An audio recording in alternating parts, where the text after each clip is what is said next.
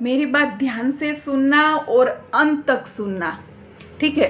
पहली शादी बंदे ने की तो पहली वाली जो थी ना वो मर गई। अब बंदे ने दूसरी शादी की तो दूसरी वाली किसी और को प्यार करती थी, इसलिए उसे भी छोड़ दिया। अब बंदा लाएगा तीसरी वाली। जो तीसरी वाली आई ना उसमें तो कुछ संस्कार ही नहीं थे, पूरा दिन घर में कलेश करती रहती थी, इसलिए उसे भी निकाल दिया। अब बंदा करेगा चौथी शादी।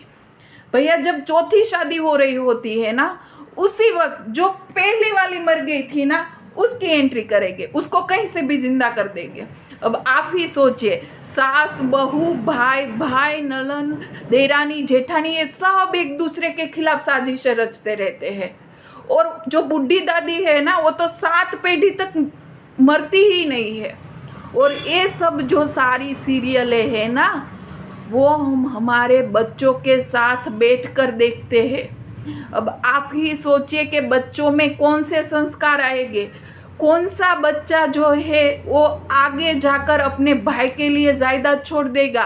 कौन सी सास ऐसी है कि जो अपनी बहू को बेटी मानेगी और कौन सी बहू है कि जो अपनी सास को माँ मानेगी। कौन सी नलन अपनी भाभी को अपनी भौजाई को मित्र मानेगी। सही कहा ना मैंने। इसीलिए मैं बार बार कहती हूँ टीवी सीरियल देखना बंद करो, क्योंकि जो बच्चा पूरा दिन देखेगा ना वही सोच उसमें आएगी और वही संस्कार उसमें आएंगे।